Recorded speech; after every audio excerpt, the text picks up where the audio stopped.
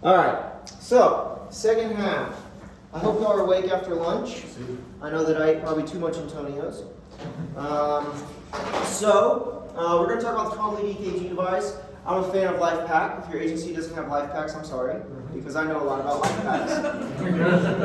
So yeah, I'm a LifePak guy. But they're really good devices, and if you've ever used a LifePak, you know this is how they're printed. Yep. So it looks like this. Fun fact, normal, abnormal. I mean, you may be able to tell that just by looking, but these are used just like what we've been talking about to measure electricity. So we'll talk about unipolar versus bipolar leads. I don't think that's high yield, but I do want you to know when we use a 12 lead, we're turning it to diagnostic mode. Okay, so when you're just printing a 6-second strip or whatever you're printing, it's not diagnostic or in diagnostic mode. So when you hit 12 lead, it says male or female, age, right? The machine's trying to calibrate to say, how should we look at this patient's heart? And that's the idea. You're going into diagnostic mode, so it's fine-tuning and calibrating to that specific patient. And it's also using the previous 3-lead data that's already been imported in there to say what's the best picture. So just be aware of that. I do want to real quick talk about something. Some people may not know this. If you hit 12 lead on a LifePak and just keep pressing it, it'll give you a quick 6. Okay, so it's going to give you these first 6 leads. Some people don't know that, but you can. Not that I do that often, but all right. So I do find that has anyone here not done a 12 lead? Good. Has anyone actually done one correctly? Right? That's a little harder, right? So I want to talk about the placement because these are test questions, right? Where's V4 at, right? And they're going to list off everything, and you're going to have to know, right? The V4 is the 5th intercostal space, mid-clavicular line. Typically, people will use where the nipple's supposed to be, and they'll go below that. So I do V1, V2, parasternal, right? 4th intercostal space. And then, so how I do it is V1, V2, and then I do V4, V6, and I'll put 3 and 5 in between. Some people do it different, that's up to them. But just a few side notes, you're going to want to prep and dry the skin, right? Don't be afraid to shave the skin, especially for a 12 lead. You can probably appreciate now when you have artifact and stuff moving in the background why that's really difficult and annoying and why you want to do a good 12 lead. Hair will cause artifact. And so basically, you're going to attach the electrode straight to the skin, but if the electrode fails, you're going to replace it with a new one. I've seen this time and time again where people think the monitor's defective. No, it's the electrodes you've left open in your ambulance on a hot summer day for 5 days, and they're dried out. There's conducting jelly on there, and if that's gone or if it's dried out, it doesn't work anymore. So before you just panic and get a new set of cables, just try new electrodes. That's probably the case. Open up a new bag. So variance of 1 centimeter, so say you were to place this lead here instead of here, right? Put it 1 centimeter off, it's going to give you a variance, right? It's that sensitive. So this is why not just slapping it on the patient and moving on with your day becomes important. We need to make sure these are in the right place. When you're a paramedic and you're working with an EMT, you don't have to belittle them, but say, hey, after the call, hey, let's talk about where these actually go. Because on a serious note, did anyone actually sit you down and show you where to put these properly? Not until after you screwed up on a call. Exactly. And it becomes important. Yeah. So it's interesting. These are done wrong all the time. All the time. It's negligent, right? You're not doing the same thing that someone's trained to do. It's negligence. Okay? So remember that bones do not conduct electricity. So do we place these directly on top of the intercostal or directly on top of the ribs? No. You want it in the muscle. Okay? Muscles conduct electricity. So of course you need to ask for consent. I always tell the patient, I use the same phrase, I'm going to take a picture of your heart. I want you to sit still, don't talk or move, just breathe like normal. Because if you tell someone, hey, I'm going to take a picture of your heart, don't talk, don't move, just sit still, right? What are they going to do? Not breathe. They're going to hold their breath. And if we're doing a 12 lead on patients, should they hold their breath? No. More than likely not. So just be aware of that. And the idea of a 12 lead too, I always tell them we're taking a picture of your heart, and this will make more sense coming up, but you really are just taking a quick snapshot of the picture. Okay? So there's these things called the bipolar leads, right? Lead 1, lead 2, lead 3, right? And we've talked about this. When positive moves towards a positive electrode, we get an upward deflection, right? That's nothing new, but there are these things called the augmented leads. And so what happens with an augmented lead is it's starting from the middle and working its way out in this direction. AVL, AVR, and AVF. It's going from the middle. So if someone were to get, for lack of a better term, a breast augmentation, what are they doing?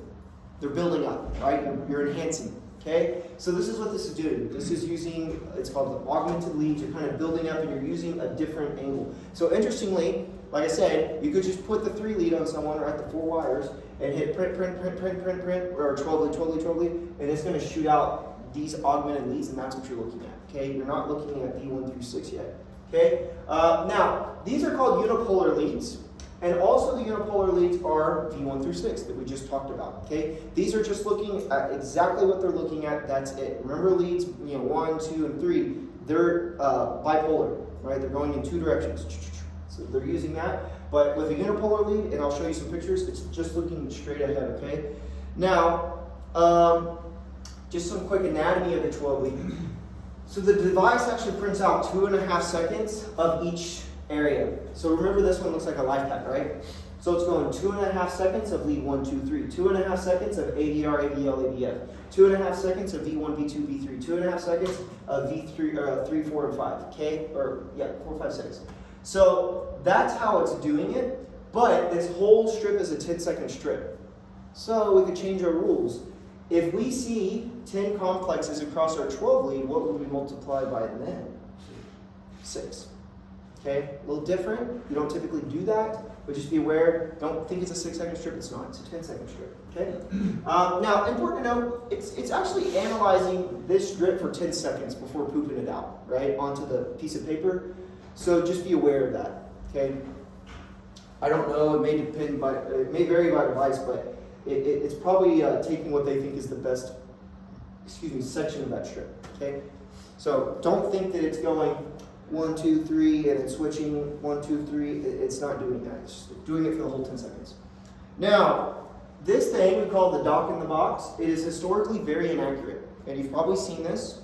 It's very inaccurate. The algorithms have gotten better and better with time, but especially historically, very, very poor predictor, right? It would say normal when it's obviously a STEMI. It would say STEMI when it's obviously normal. So just be aware of that. These are not historically accurate. On exams, they'll probably never give you this. I will today, but a lot of times I've actually covered them up. Okay? Now, this information, it's my favorite. It's very accurate. This is a computer that can analyze, and it's very, very, very accurate. Now, then why is this inaccurate? It's because it's building an algorithm off of this. And this becomes very complicated, right? So there's 3 leads that we showed you today. It's where I'm like, I think it's this, although this is saying that, and here's why. Right? There's some subjectivity in EKGs that we need to be aware of, okay? So this will tell you, like in this particular case, it's telling you the ventricular rate, 66, the PR interval, 0.172, the QRS, 0.96. So how convenient if you don't even have to count boxes, it's counted for you. I'll show you what that means coming up. But I'm a fan. So, you know this, we're going to fly through this part, but I just want to touch some very quickly on the basics. So remember the R wave is our first positive deflection from the isoelectric line. Where's the isoelectric line? This is the isoelectric line. First positive deflection. So what is this? Negative. It's negative deflection. Good. So is it an R wave? No, it's a Q wave. Q, R, S below the isoelectric line. Okay? Everybody good with that? Now, this is what they're talking about, the Q wave, right? The Q wave goes down. Okay, it's a negative deflection below the isoelectric line. And again, this is just how our ventricles depolarize. And then the S wave is a negative deflection. So where does the S wave officially start? Does it start here? It starts here. There. Okay, so this is kind of important.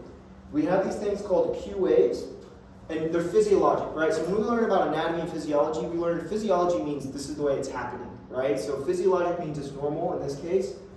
But pathologic is when it's wider than one little box.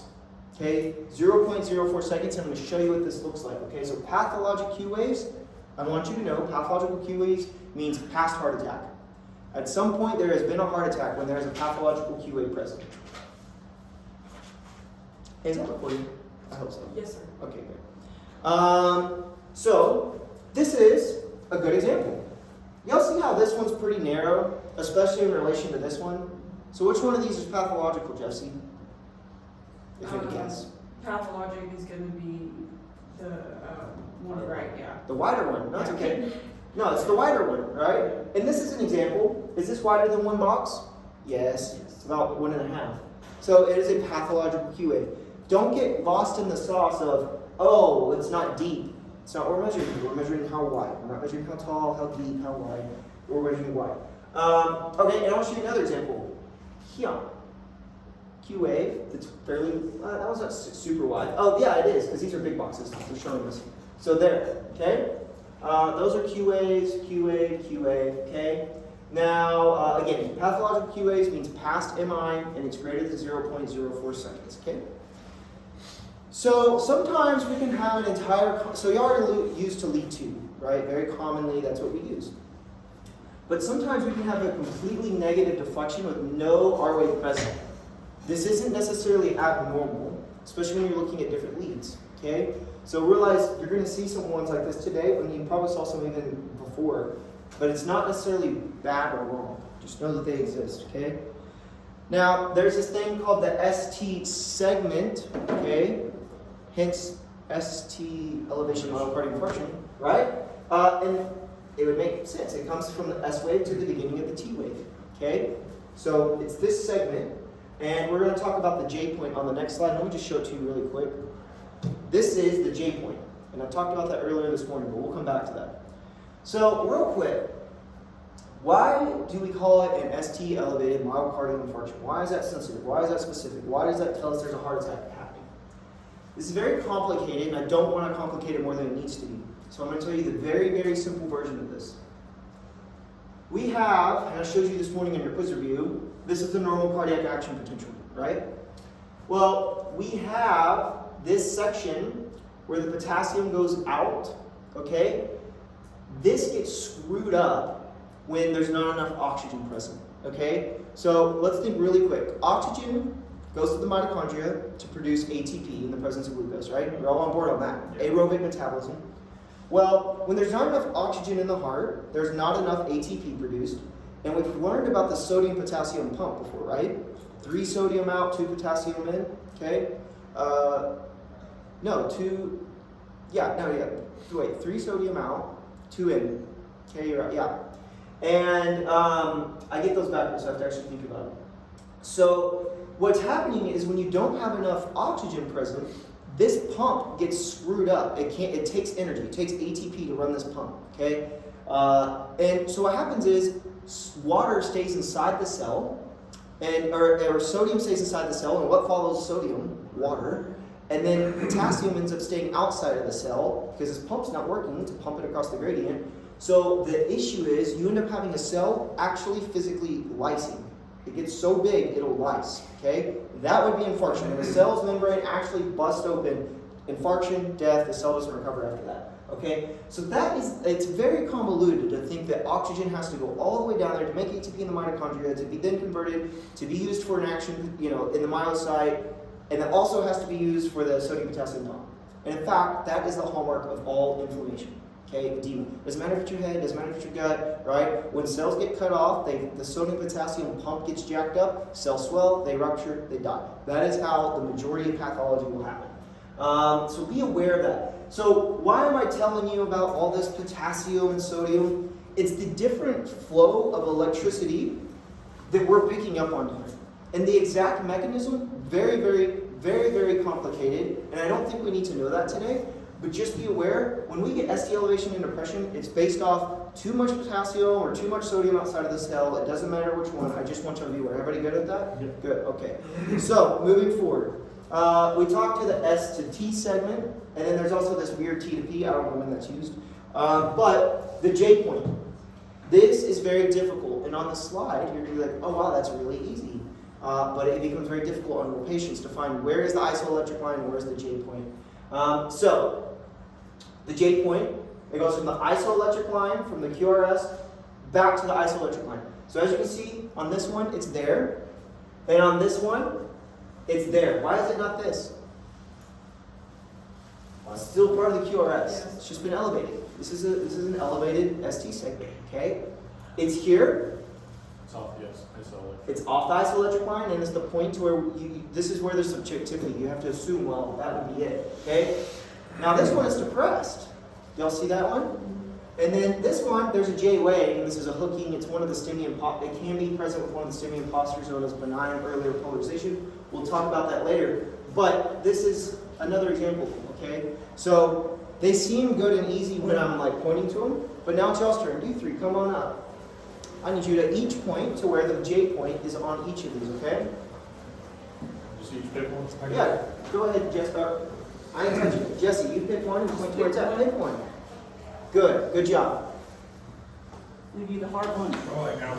It's more here. Okay. So Okay, higher. right there. Okay, so QR. So this is part of the QRS skill, so it's there. All right, go ahead, Michael. What do we do right here? Excellent. Good job. Okay, you two, back. Come on up. We never our squiggles. I won't say that. Your heroes. Save them. Bro, that just didn't make us go much. All right. Since Ben's last, he gets 2. You get to pick one, AP. Good. All right, go ahead, Ben. Pick 2. For J point? Yep. J point there? So not this very bottom point, but actually right there. Yeah, that little. If I had to point with my pen, it would be right here. Okay, y'all go with that? Yep, right there. Good with that, AP? Yeah. All right, good. Y'all can have a seat. Good Can job. you show us those since they were? Yep. No, you're fine. No, it's fine. It would be here, Extra wide. here, not here, here, Okay. here. Okay? Now, there's a stop sign on this slide, so you don't need to memorize this. Very important to know how an MI happens, though, because I think that students don't. Very testable, as you can imagine.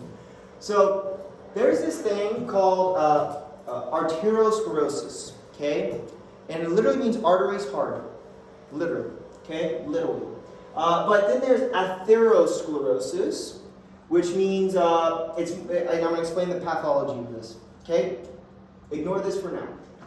Just so you know, this is how heart attacks happen. So this is what is this layer right here called? It's on our quiz. Media, right? It's the muscular part. Good. Tunica intima, tunica externa, or some people adventitia, it's even further out. But so anyway, this is our normal artery. Let's just imagine this is our left anterior descending. It's just a normal coronary artery. It feeds our heart muscle. Now, what happens is this is normal. In our teenage years, so all of us in this room have this so far, is for whatever reason, we're going to damage the endothelium, which is this really thin layer of cells right here, okay? And what happens is these monocytes, which are these little Pac-Man looking guys, go in there and say, this has been damaged, I'll eat it up, I'll fix it, I'll clean it, okay? So they go in here and they start chewing on stuff they shouldn't. Well, they're trying to do good, but they're kind of causing problems. Because what happens is, they make a really nice place for our low-density cholesterol, lipids, fat, to say, this seems like a really cool place to go chill out at. So they end up going up underneath there. Well, when they go up underneath there, this cholesterol is like, this is a cool place to stay. These macrophages or monocytes, they become even more aggressive. They're like, oh no, you didn't. So they go in there and they really start chewing on them, and it creates even more of a problem because then you end up with calcification, you end up with muscle, and then it goes into the muscle. Right? So you end up with some serious dysfunction at this point, okay? And you usually won't have symptoms of this type of blockage until it's more, just so you know, usually it doesn't become a huge problem until it's more than 70% blocked. Pretty substantial blockage, really, 70% beyond. And you can appreciate that here, right? Like this is what's left after atherosclerosis, okay? And you could compare this to this. Pretty substantial. And so when you think of atherosclerosis, you need to think the endothelium has been damaged, the body reacted, lipids decided to go take a nest there, and then even more inflammation happens and eventually calcification. But this is what they're pointing at here. This is atherosclerosis. Well, that's cool, Hunter, but why does someone randomly and suddenly get a heart attack? Good question. What happens is this puppy will bust open. It literally, a plaque, have you heard of a plaque rupture? This is plaque, it quite literally ruptures. For whatever reason, hypertension, movement, this lining gets weak, it ruptures, okay? Well, when it ruptures, red blood cells and white blood cells and everything says, oh my God, this should not be like this. So what do? Just like when you have a paper cut, they start grabbing on and they start clotting. This is where aspirin comes into play. We tell aspirin, don't aggregate, don't grab onto the platelets, just go by. It's like a wreck and telling people, don't stop, just keep going. So that's what you're trying to tell them to do. And so that's where aspirin comes into play. And eventually you can get a thrombus, right? Again, a blood clot. that'll stop here, and you can block this whole coronary artery at this point, or block 95% of it, or 99% of it. And what could also happen, let's say this happens in your, somewhere else in your body. Let's say it happens in your carotids, or it happens in your abdominal aorta, or wherever. Just depending on the location, this could break off, and when it breaks off, it forms a embolism, and embolisms can go to your head, or your heart, or your lungs, or wherever they go. So that is the pathology of atherosclerosis, and I think that students typically miss the mark on this. Now, I do want you to know there's several things that are the risk factors, right? Especially, and they do ask this. I think this was on your quiz about modifiable and non-modifiable. You can't change your age, you can't change your sex. At least 5 years, you just can't. And post-menopause status, you can't change your family history, right? You can't do that. Okay. Now, you can change hypertension, medicine, diet, exercise.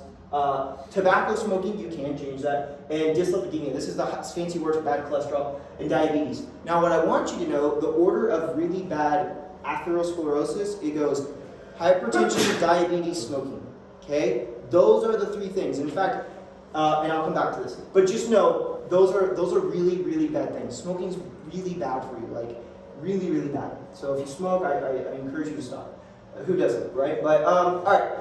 Arteriolosclerosis means quite literally artery. Olo means small. Sclerosis. So these are the small arteries. So how this happens is you end up with hyaline vessels. Okay, let me take 5 steps back. This typically doesn't have to do with heart attacks, but I want to clarify between the two because these are very similar words with a little bit different meanings. Arteriolosclerosis, what happens is, especially in diabetes, and high blood pressure, is the protein in your blood will leak through this little lining right here, and it deposits. And so you end up with them becoming really hard. You get a bunch of protein stuff where it's not supposed to be, and that's what they're showing you here. And you can appreciate this, the diameter of this vessel is decreased. This is what causes renal failure and diabetes and hypertension. It ends up settling where it's not supposed to settle, okay? So that's called arteriolosclerosis.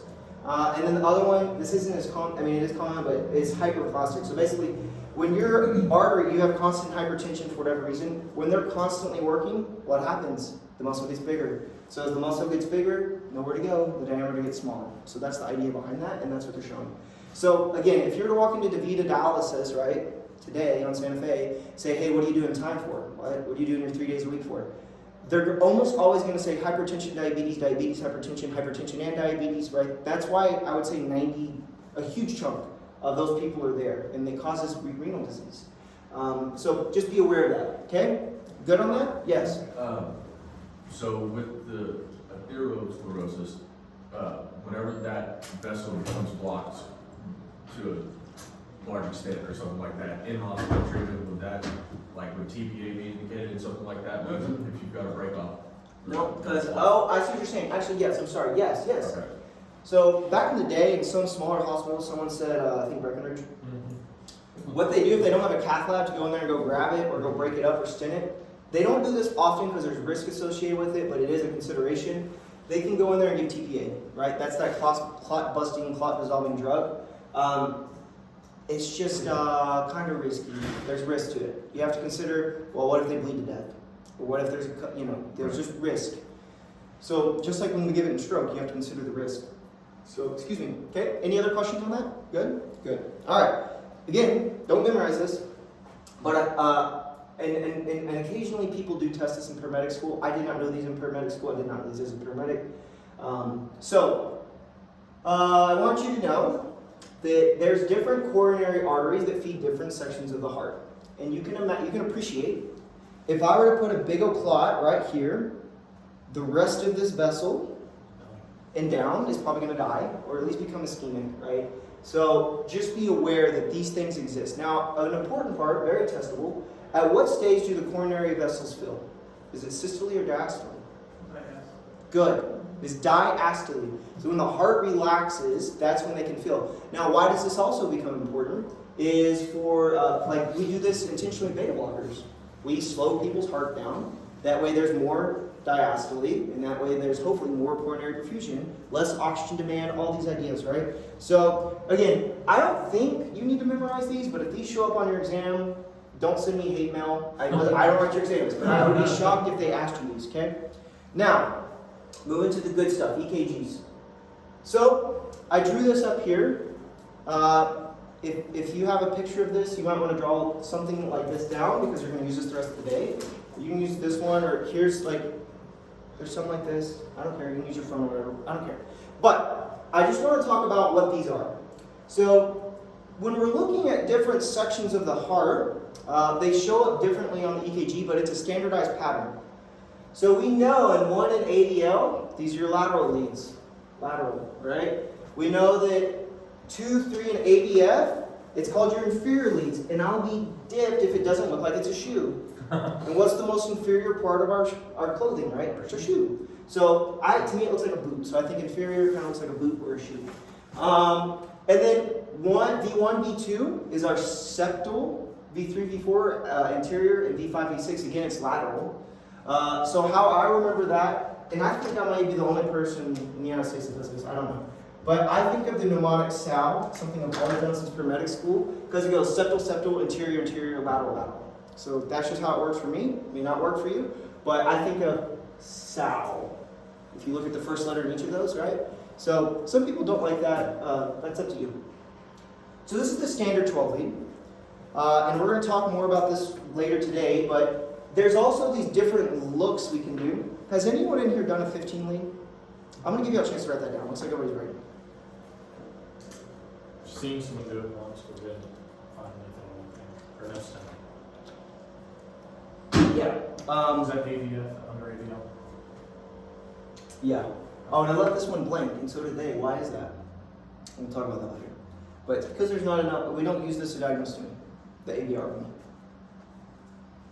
Okay? Now, there's these non-standard leads that we use in like a 15 lead or a 16 lead, wherever you want to go. But there's a right ventricular lead, so you can literally pick up V4 and move it to the right side. Okay, here. There's that. Oh wait, that doesn't help. That's fine.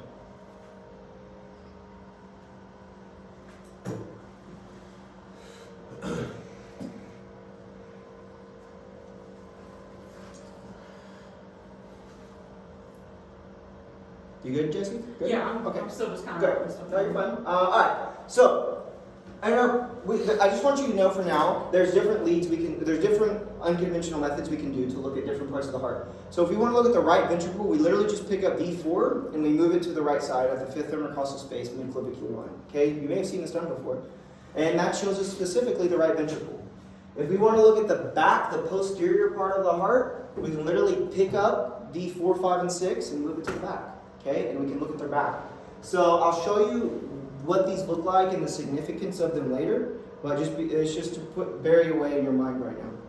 This one got kind of blurry, but it kind of shows you where specifically on the heart we're kind of trying to look, okay?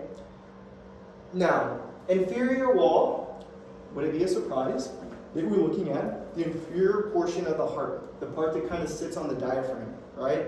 So we're looking at the inferior wall of the left ventricle. And this is leads 1 or 2, 3, and ADF. Kind of looks like a boot. Okay. This is looking, and literally it's like taking a camera and looking up. Okay. And then this is showing where the inferior wall sits on the heart, which I just showed you on my little heart. Now, 1 in ADL is your lateral leads, and sometimes it's just how I was taught. It's not me trying to be fancy, but people will call it your high lateral leads because it tends to be from a higher angle. Okay. So it's the view, as you can see, looking at the lateral part of the heart from the left arm. So we're looking like this. Okay? And then your low laterals, but we don't call it that. It's just called your lateral leads. It's looking at the lower part of the heart. Okay? Do you see? Can you appreciate the difference between how this one's low and this one's high? Now you can see why it's called the high lateral. Okay? So it's looking at the lateral wall. Okay? And those are 1 in ADL, V5 and V6. This is the L in cell. Okay?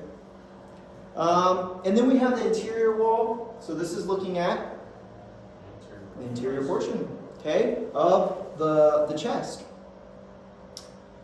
And that's the A in cell. And then the last one is our septum. Well, what's the septum? It's this guy. Just like your nasal septum, there's a septum in here. It's the septum. This guy. Okay? Now, This is our first 12 lead, and we're going to go through it together. So, we got to determine the underlying rhythm. Lead 2 is here. And lead 2 only runs from here to here. So we can only use this 2.5 second strip to figure out what we got, okay? But we already know the heart rate's 77, nice. We know the QRS is 0.084, nice. And we know the PR interval is 0.162. Sounding pretty sinusy, but let's take a look. Jesse, is there a P wave upright before every single QRS? Yes. And we already know everything else. So what is it? Sinus. Sinus. It's a sinus rhythm. Now, why did I ask about P waves? Because if it was inverted, it could be a junctional, right? Okay? So just be aware of that, okay? The next thing is we have to determine if there's a bundle branch present. This is our last thing we talk about today. Extremely annoying, but pretty easy. But there's not. Let's just go with that. And then we got to consider the axis deviation. That's the very next thing we talk about. I'll tell you it's a normal axis deviation because we're 2 thumbs up. And then we're going to look for ischemic changes. So just looking at the J point here, here, here. We don't use that one here, here. Is there any elevation or depression from the isoelectric line that y'all can see? No. No. This is stone cold normal. 99% of the EKGs you throw on someone, right? This is what it's going to look like. Praying for a beautiful life back 15. Okay? So, Start at B2. we still use That's the diagnostic V2. one, right? I wouldn't call it diagnostic, it's just the one that follows the rules the best. Okay. Yeah. But Isn't that just 99% of medics are going to go straight to V2. It's just a really good one to follow the rules. Okay. Everything's upright in the way, it's what we're familiar and comfortable with. Okay? Okay. Now, axis deviation. Scary word. Okay? So, as you can imagine, the heart sits in, or the chest sits in, or the heart sits in our chest like this. Okay? Which side of the heart is thicker, the left or the right? You can appreciate the left side of the heart's thick right now. Now, there is an axis that runs through the globe. Everyone knows an axis. It's a single line that runs through something, right? And things tend to rotate around it. But there's an axis that runs through the heart that we're imagining. And what it is, it's like a summation. It's the addition, kind of the average per se, of the electricity in a given vector, in a given line. Okay?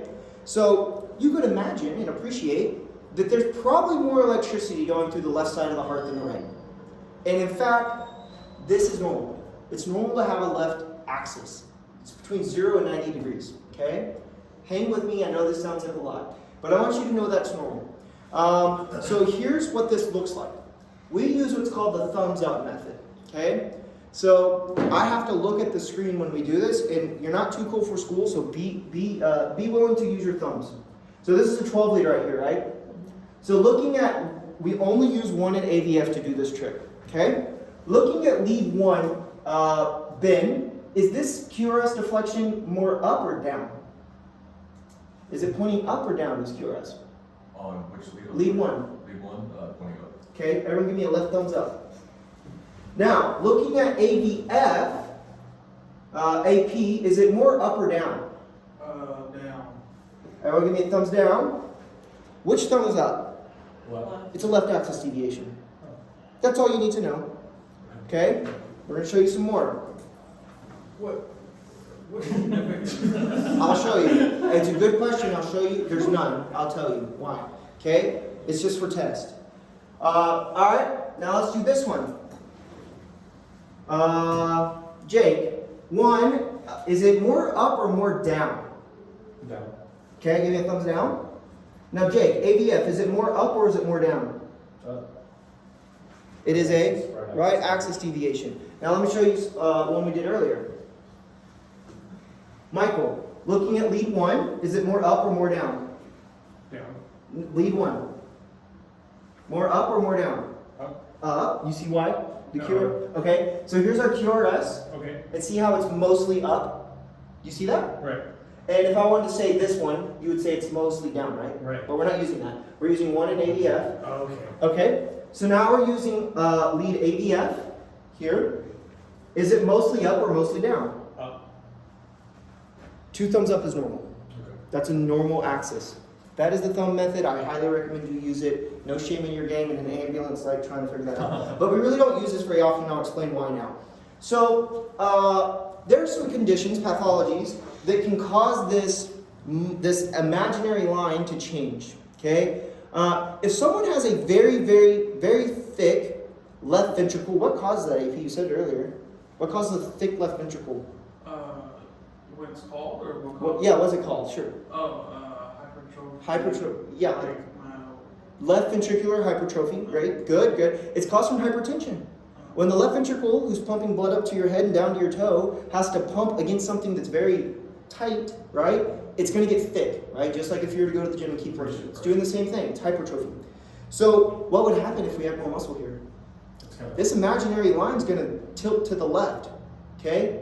Now, what if we had cor pulmonale, okay? What if we had a thick right ventricle? It's going to shift to the right.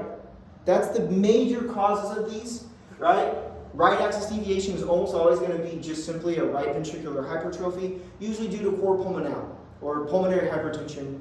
You know, pulmonary hypertension is a good example too. You can also see this in newborns. I'll talk about that later. And a left axis deviation, it's probably going to be from LVH, left ventricular hypertrophy.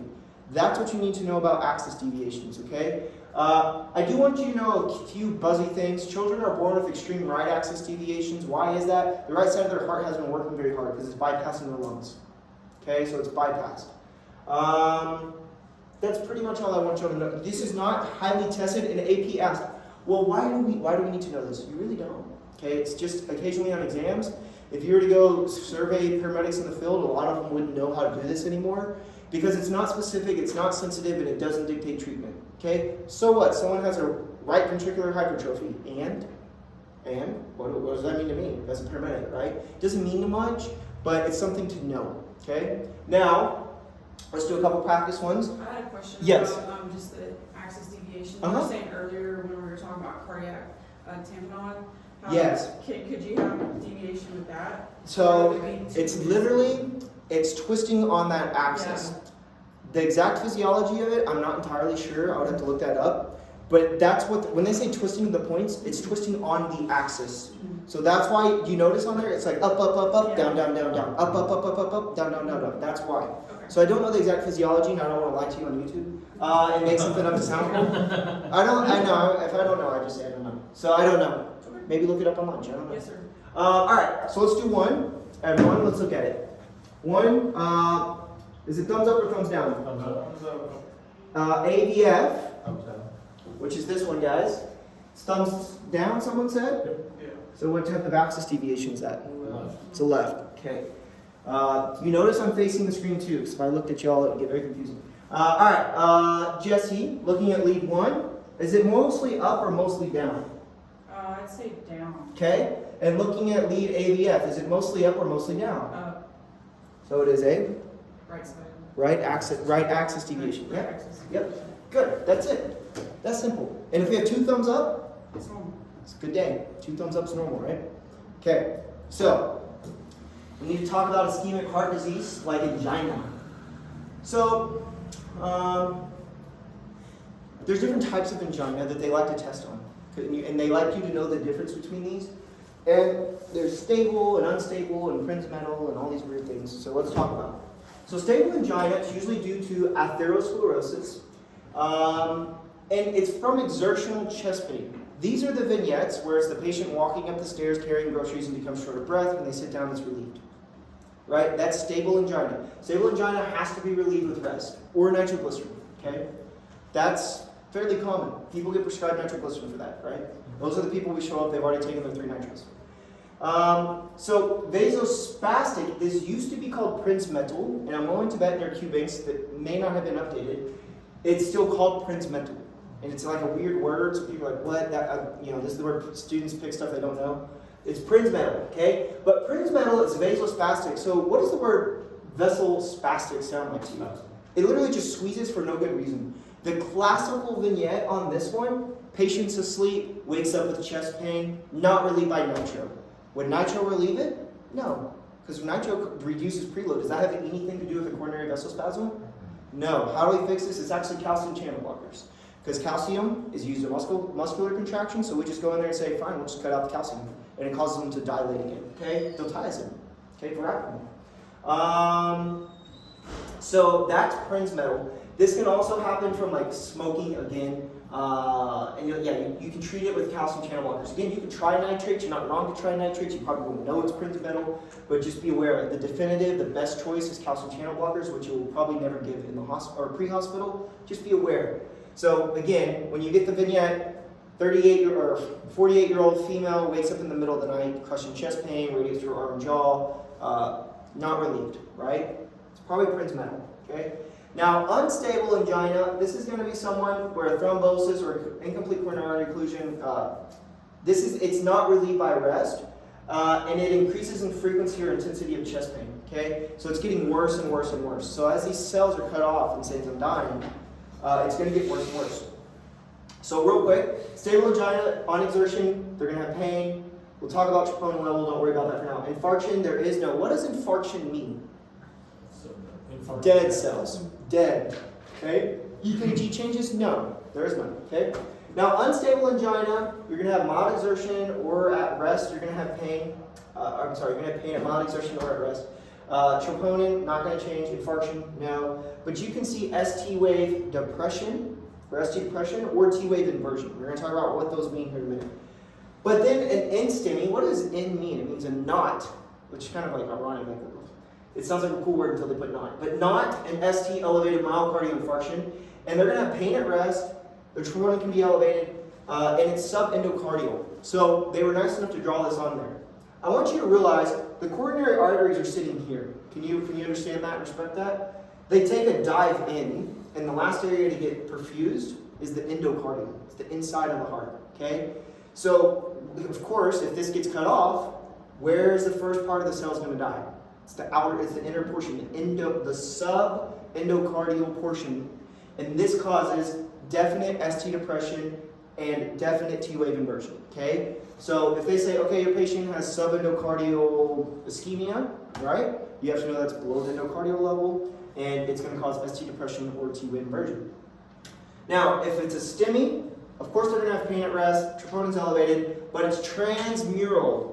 You can think of transmural like all the way across the painting, right? It's all like, I think a mural of like a painting. It's all the way across, okay? And it's going all through all levels, and this is cell death. It is done. There's no coming back from this. This is very bad. This is STEMI, okay? ST elevated myocardial infarction, okay? ST elevation. Good. Now, you don't need to memorize this, but I want you to be aware of some things because you've probably heard this thrown around and you may not know what it meant. So, in the first 6, basically I want you to know that, remember me telling you about this whole sodium-potassium pump and cells can lyse open? Mm-hmm. Well, how convenient that we can stick a needle into someone's arm and pull out their blood, and within that blood can be specific contents of cardiac myocytes that just busted open. And we can measure that, and we can quantify it and say, oh wow, there's a lot, or there's a little, or there's none. So one of those is troponin. You've probably heard of troponin before. I would need to look up if troponin 1 is specific to cardiac. I don't think it is. But, if I were to go run a marathon, which I'm not conditioned for, my troponin would be elevated, okay? You would imagine. Muscles are going to break. And then CKMB, this is this creatine kinase. But basically, what I want you to know is these increase when cells bust open. It's very specific to say, I wouldn't say specific, it's sensitive to say, oh, cells have busted open, and it's probably, since they have chest pain, it's probably in their chest. So it's their heart. I just want you to be aware of this. And it's something that I don't think they'll test you on, but just something you could probably appreciate, is which one of these bumps up first? It's troponin. So in the ER, they're like, troponin, right? It's really important because it's the first change you'll see. But notice it stays elevated for days afterwards. It's about 7 days. But CKMB, it's a little bit slower, and it rises and it drops a lot slower. So this becomes helpful for someone in the ICU that had a heart attack, and then they're saying they're having chest pain again, and you just saw a big bump in their CKMB, and you're like, oh, they're probably having another heart attack or some type of event, because this one will bump up again, but this one's just going to stay high. So that's kind of why they like you to know the times on those, okay? All right, y'all just did these, but can you appreciate the fact that this is normal? A little elevation, a little more. This one I actually think is depressed. Do you see that? Normal. And a little depressed. Everybody good with that? These are the ones you just did. Now, there's, I didn't erase that. That's fine, I'm leaving it. So, the same one I used the other day. So there's the T wave. Students love T waves. You love T waves when you don't even know what they mean yet, right? Or you don't know a lot about them. But students love to focus on T waves, and that's fine because they do become important for 12 leads. So before I jump into T waves, I want to talk about some things. The zone of ischemia. What does ischemia mean? Like ischemia, you said, is when there's not enough oxygen. Not enough. We need more. The cells are screaming, help me, help me, help me. I need more oxygen, help. Right? And then injury, we can appreciate what injury means, right? It's becoming injured, right? Maybe not completely dead yet, right? Someone injures you, you may not be completely dead yet, but if they keep it up, they're going to kill you, right? And it would be infarction. Infarction means death, okay? Luckily, there's a pattern we can see based on the whole sodium, potassium, calcium, garbage that we don't need to know today, based on what's leaked outside of the cell and what we can pick up through electricity, okay? And how convenient, when someone's ischemic, we see this thing, T-wave conversion. Very convenient. Or when we see ST injury, we might start seeing a little bit of elevation, and when there's infarction, we're going to see pathological Q waves and elevation, okay? But those are what I want you to know, okay? Oh, back to the T waves. You can appreciate this a big QRS with a huge T wave, okay? It's probably more like hyperkalemia, but I also want you to know when people start having injury, okay, they can end up with what they call not me being fancy, hyperacute T waves, okay? Hyperacute T waves equals ischemia, injury, not good. Zone of injury, if it's depressed, you're going to think ischemia. Hyperacute, you said, is injured. Hyperacute is injury, yeah. Okay? Now, I got to erase this one and make it clear for you. Okay, Hyperacute is like T waves, or it's injured to it. this is a hyperacute T wave AP. And you can appreciate hyper over acute right now T wave. A right now big T wave. Alright, so we have a PQRS. And can you appreciate how this T wave goes down and it almost looks like a perfect little triangle? Okay? And what they're saying is when they're symmetric like this, and you could just draw a line through it and almost fold it over on itself, some symmetry, this is probably this is bad. This is an ischemic one. Versus, notice how this one kind of has like a curve and then it goes up. You couldn't really fold that one over on itself. It's not symmetrical. This is more like LVH, or just some type of weird repolarization abnormality, just something weird, okay? Probably benign, but not always. Okay, we good with T waves? Now, I think, what time do we come back? 1:45? 12:45. Yeah, 12:45. You want a break? Let's take a break before we go any further, okay? Can you go back to the T-wave? Yeah. The second part, what do you mean by fold it into itself? Okay, so if you were to take a square, which is symmetrical, Yeah. and fold it on itself, and you were to look at it this way, it's just a square, Okay. okay? But if you were to take an oval and fold it onto it, that's not a good example. Let's just say it's a weird shape. I don't know what one is. I mean, Symmetrical shape. yeah, a non-symmetrical shape, and it folds up like this, right? That's not symmetrical. But if it folds up like this, that would be symmetrical. So the idea is if I were to take this T wave and kind of fold it up on itself, you can almost draw a line through it and make a true 50-50 on it. Versus this one, if I were to draw a line through it, it's not going to be 50-50. Okay. and Does that so- make sense? And the symmetrical one means bad, ischemia. That's what I was saying. Okay. Okay? I know the word symmetrical, it's like, oh, geometry. But I'm with you, I hate that. But that's what they're saying, okay? And the non-symmetrical is LVH. What is LVH? Left ventricular hypertrophy. Oh, So okay. that- Or some type of weird repolarization. Just when you see something like this, I want you to think it's probably some type of weird electricity that's not ischemic related. Okay? It could be LVH, got something weird, some weird syndrome. Okay? I'm gonna pause it.